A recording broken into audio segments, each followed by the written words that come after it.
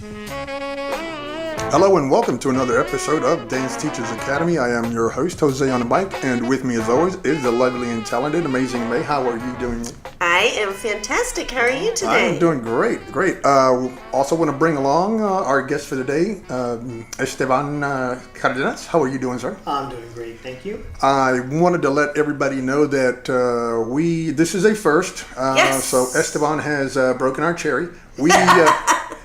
We actually are visiting San Antonio. So our first out-of-town podcast. This is our first out-of-town podcast.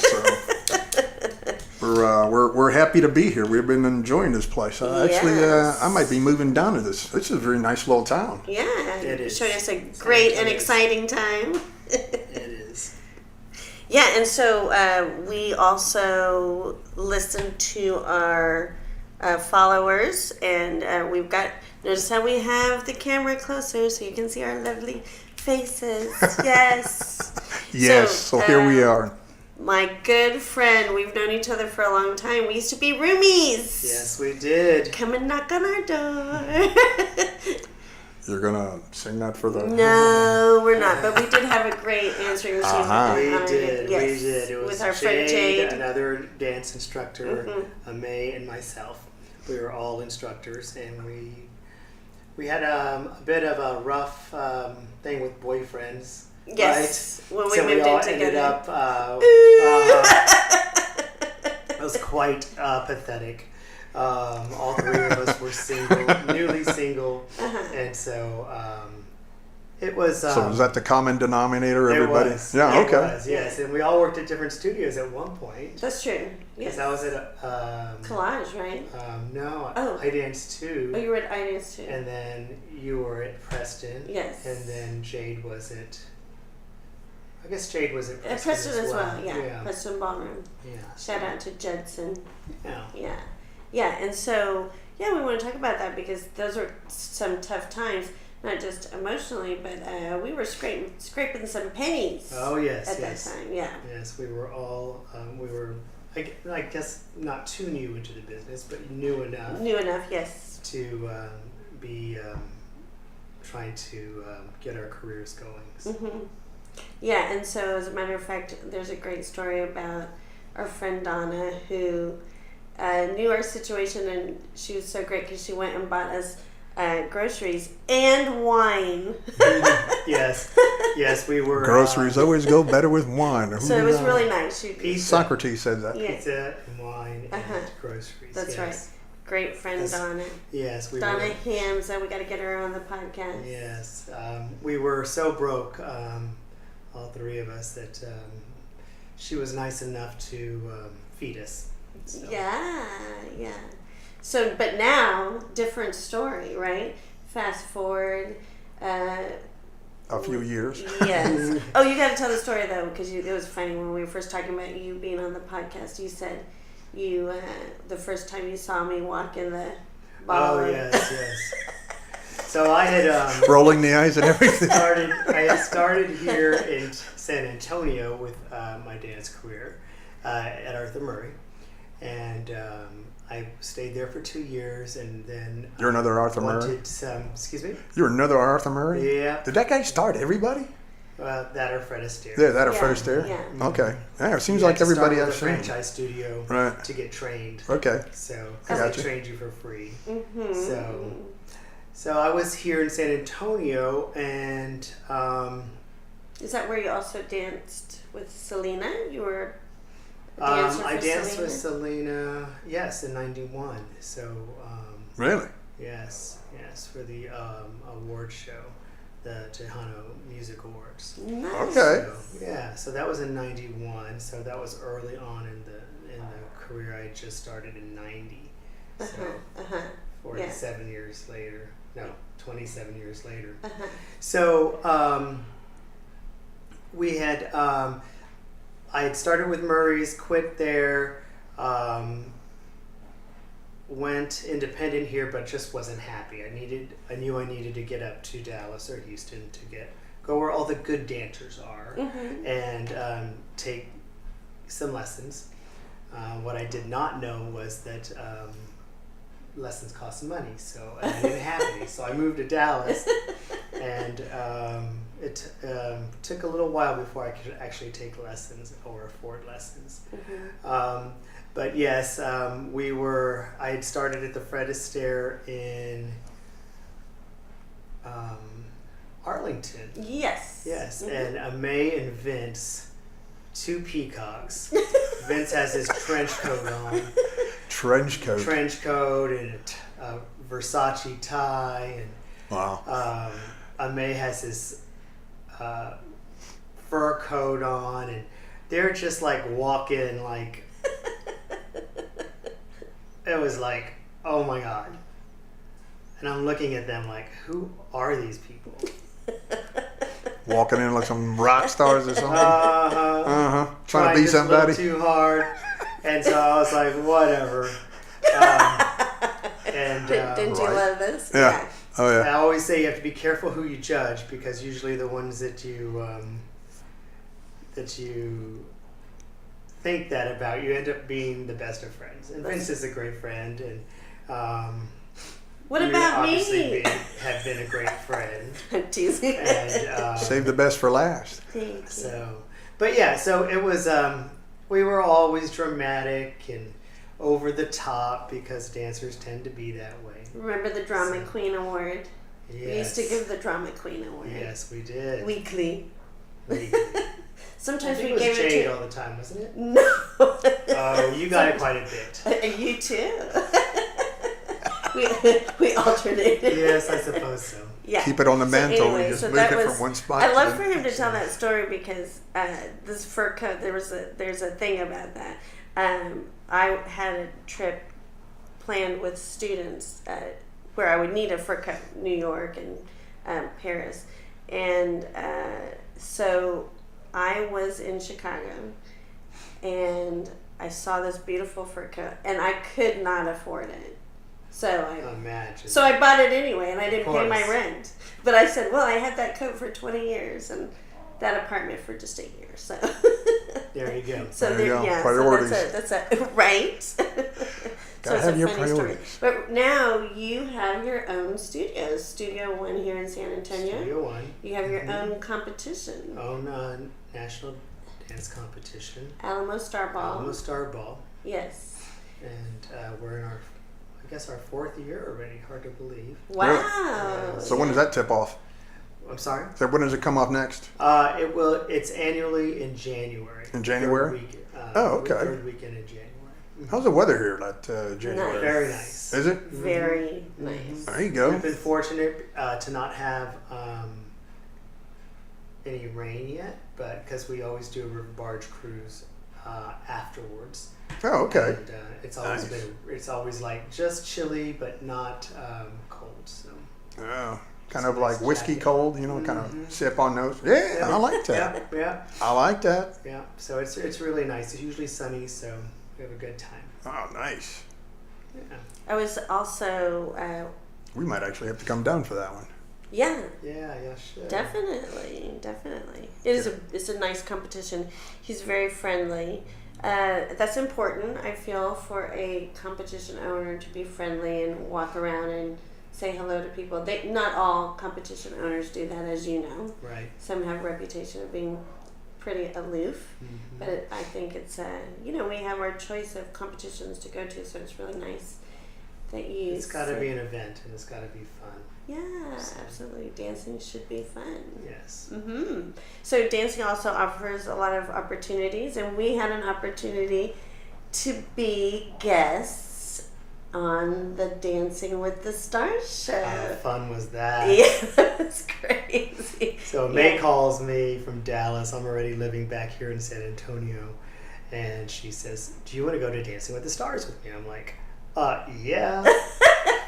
And I think I got my airline ticket, like super quick. Yes. And so. And you were competing soon after that, like days after that, Emerald Ball. Yes. Yeah. Yes, that's true. So it was like a good timing. Yes. So, that's right. Did we just stay there?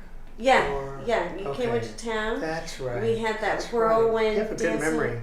Well, I try. It's the nitro, that I ninja see. nitro I see. that Lisa Solomon turned me on to. There we go. Shameless plug. Right? So, but yeah, so May invited me to, because she was working with Jake Pavelka in Dallas, and we had a great time. That was nuts. Mm-hmm. Yeah, that was nuts. It was funny because, you know, Esteban is a Mr. Personality. And so the two of us together, we were so pleased. We didn't know what to expect at all. We were just excited that we got invited. And then we didn't have too good of instructions of what we were supposed to do. And the Dancing with the Stars is actually taped at CBS Studios in LA. What's live the first night, and then taped the second one. And what's taped is the performers. They have the musical performers. That's right. That's right. But so ABC, Dancing with the Stars is on ABC, but it's shot at CBS Studios. Which is, why do I say that? It is a huge building. It's a huge property. It's a huge property. So you have to enter in this certain door, or they don't let you in. And if you don't enter at a certain time... There were a lot of rules about... Yeah, too bad, too sad. Into those so doors. if you can think about like this table as CBS Studios, and that this... We were walking around that thing. Yeah, because here was where we... Trying to find that entrance. Here's like the entrance that we went to. They're like, nope, you're at the wrong entrance. And all we had to do was go right there to his microphone, that next entrance. But we didn't know, and instead we ran around the whole building, and this is like so here we city are, blocks. Trying to look cute and pretty. Or and I'm like, do I smell? Do I smell? No. How do I look? How does I look when I'm clapping? Does that look good? Yes. Wow. If I clap like this, how would that look? Okay, perfect. Because we're going to be in the front row. Because we're not peacocks at all. No, I was going to say a couple of divas here. We didn't know we were having front row seats, and I had our names on it. Yes. So that was so exciting. Yeah, and that is a great show. I love that show. And then the next day, I got picked to dance. That's was fun. Right. When there's commercial break, they do audience participation, and they're thinking they're picking random people, and so they pick him out of the audience. So of course he wins the dance contest. It was fun. Yeah. It was kind of like, you know. I'm wondering why the guy in the door says, okay, this is not the door, this door is. Send you this way. It was just crazy. You had to know. You had to be in the know. Yeah. If you didn't know, too bad. And then, of course, Dancing with the Stars is not CBS. It is ABC. Yeah. So it was kind of So we're like, are we in the right place? Yes. We're at CBS Studios? We're at CBS. What? So, and apparently... We're easily confused. Well, apparently we were supposed to get a printout, like a 2-page printout of what to do, what not to do, where to go. All the rules and regs. Yeah, we didn't get that. So, but we got in. But we made it. Yeah, we made like the nick of time. Yes. And then that was a wonderful opportunity. And then we were invited to Jimmy Kimmel. Yes. And Dr. Phil. And Dr. Phil. It was a great LA experience. Yeah, and then you had to compete after that. Yes. You were exhausted, but yeah. I'll sleep plenty when I'm dead. That's right. So you got a lot of things going on right now. Tell me about Kikis Kids, because I don't know about Kikis that. Kids is a 501c3, and we give scholarships to children whose parents can't afford to put them into dance class. Oh, nice. So we offer. It's going through another restructure. We had done it through the school districts, and we were giving classes for Title I schools, which are the less economically disadvantaged schools, and we were going there and teaching. We had some grant money that we were able to do that. But now I think I'm going to pull it back into the studio. It was getting a little bit too big for me. And so we're going to keep it just for ballroom dancing now. So keep it going, but just kind of do it out of the studio. Right. I think that's a great idea, because dancing, what has dancing done for your life, for example? Oh, gosh. It's made me crazy, that's for sure. You mean you were already that way? I don't know. I think that dancing, you know, it brings a level of excitement.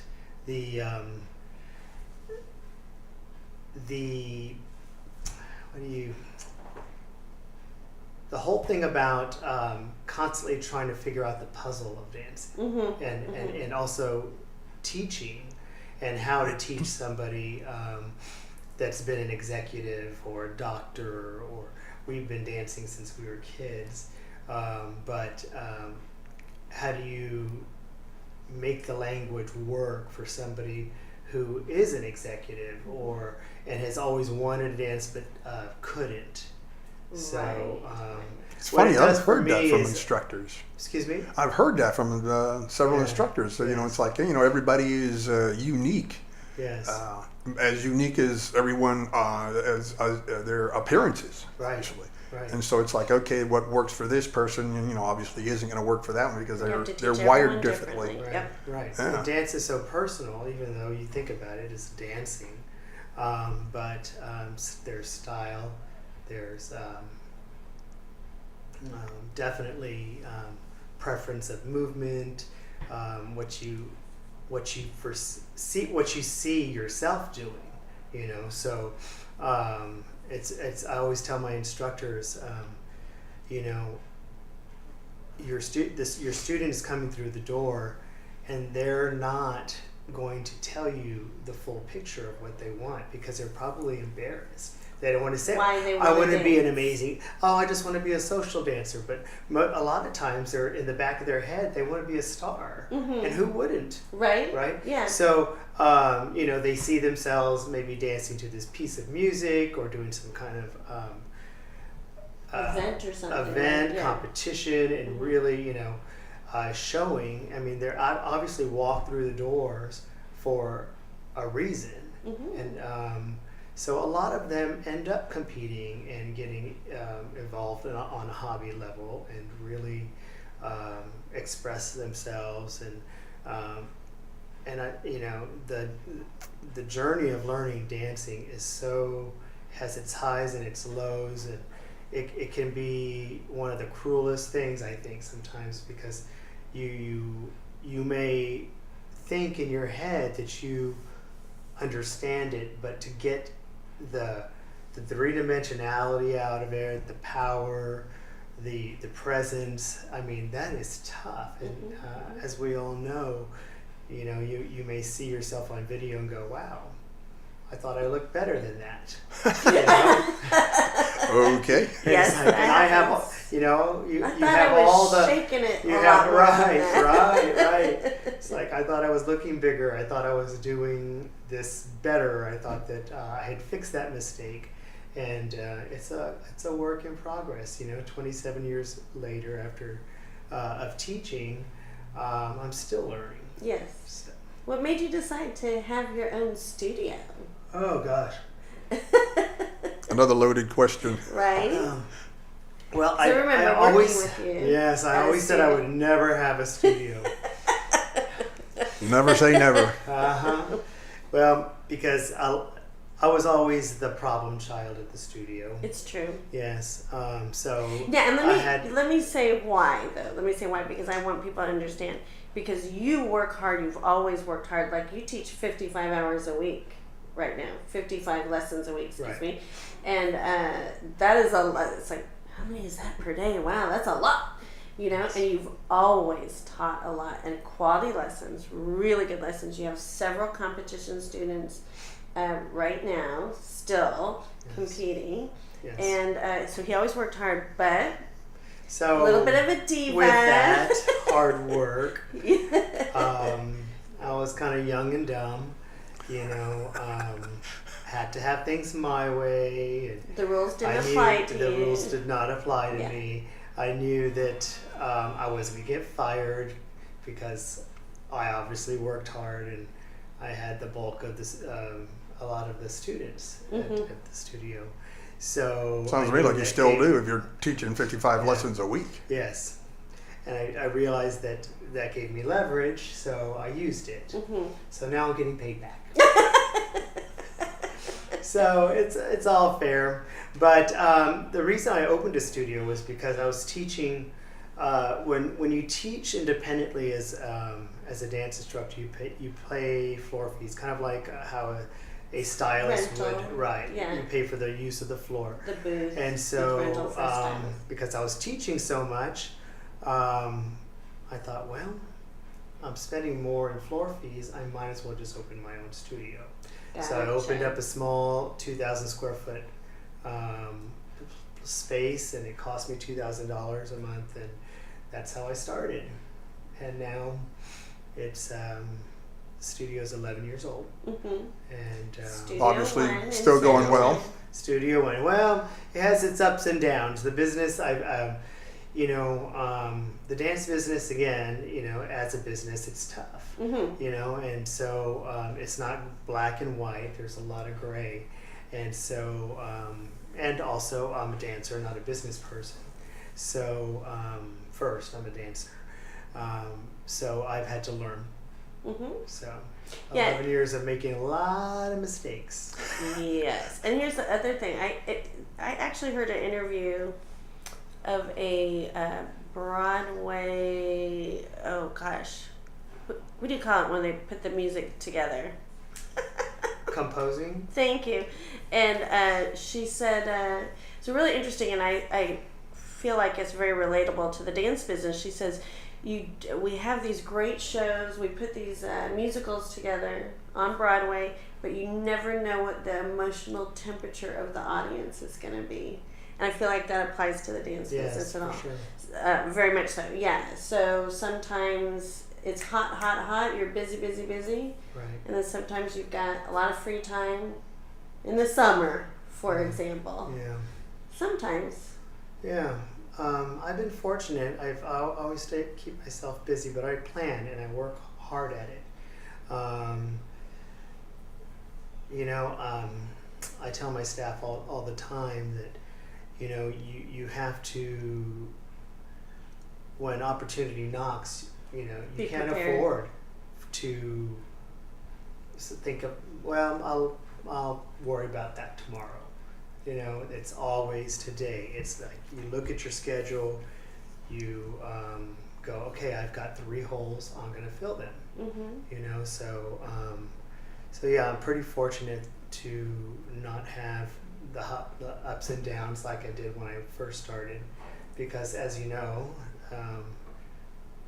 we went through all that. Yes, because we did. we didn't know better. Right.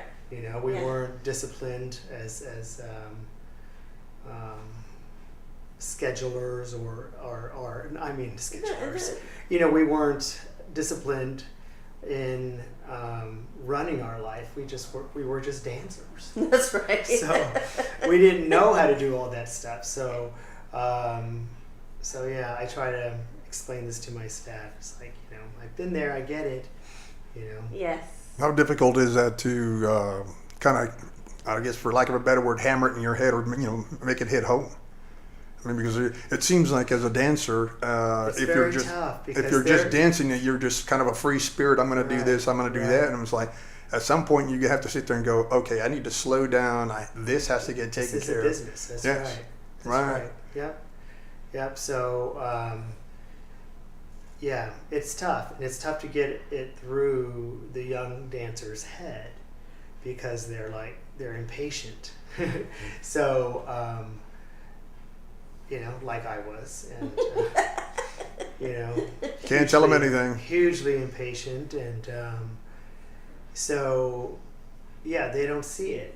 All they see are the obstacles. And What was one of your biggest obstacles in your dance career, and how did you overcome that? I would probably have to say that exactly that, trying to find out how to make a business out of it. It's like I tell my staff, you can be the most talented dancer, artist, singer, but if you're not out there and running it like a business, you're not going to get anywhere. Right. Because we know that if you're an artist, you have to know how to play the game, and you have to be able to get your art in galleries, and that takes schmoozing, and that takes walking the line. You can't even though as dancers we just want to dance, right? But we also have to really know how to run our business. Yes. Yeah. You know, and so I forgot what I was going to say. Oh, obstacles.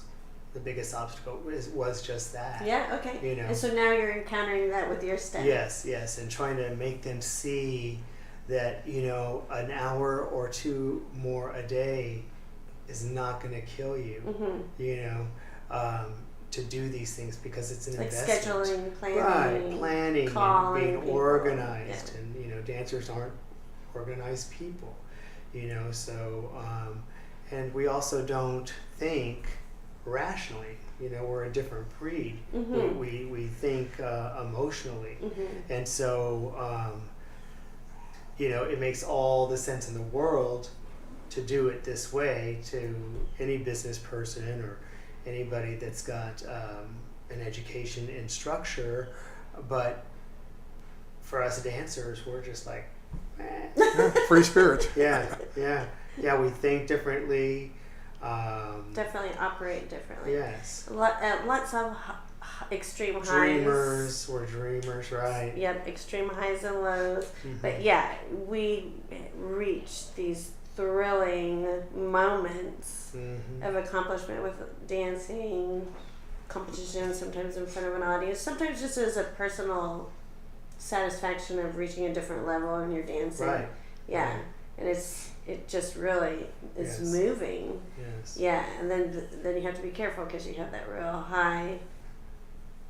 Sometimes there's the real low. There's a low. Yeah, and sometimes it's very based on physical exhaustion because you reach that acceleration. You have the adrenaline of performing show competition, and then your body is just Right. I need some rest. Right. And it affects your mood. Like, it'll affect your mood. Or you know, you do a show and all of a sudden you're depressed because it's like you're not getting that high anymore from the dancing. So yeah.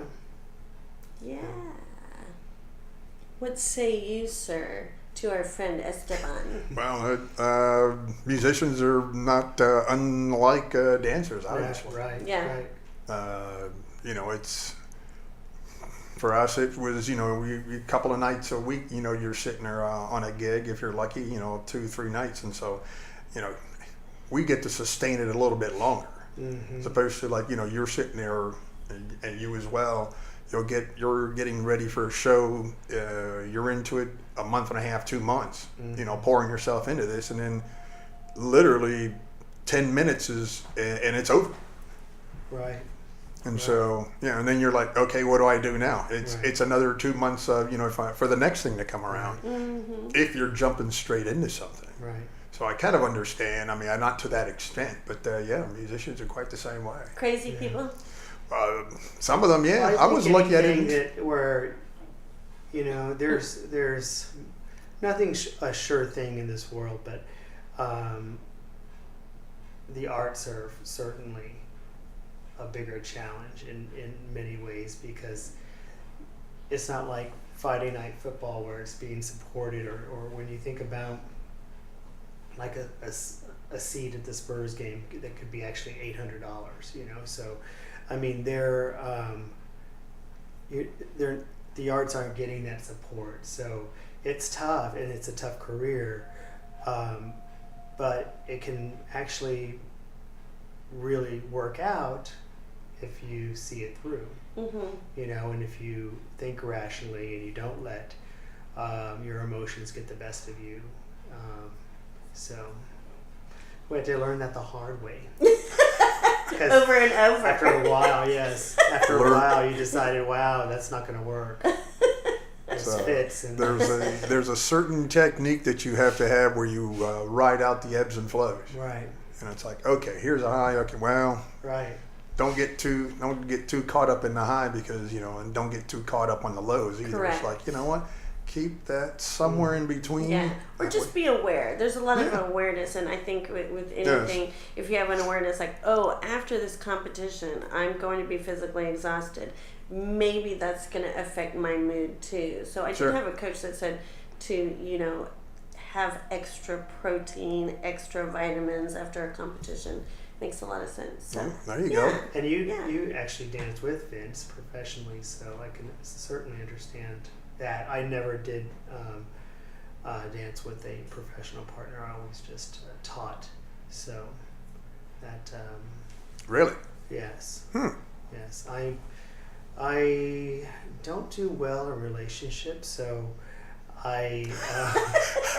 Okay. This might be Okay. So, two but I mean, I podcasts. always thought that having a partnership with a dancer, another dancer, would be just like being married to them. I mean, because it is so. It really is an intense Yes, relationship. it is, and I just was not willing to go that route. It was just too much time. It was.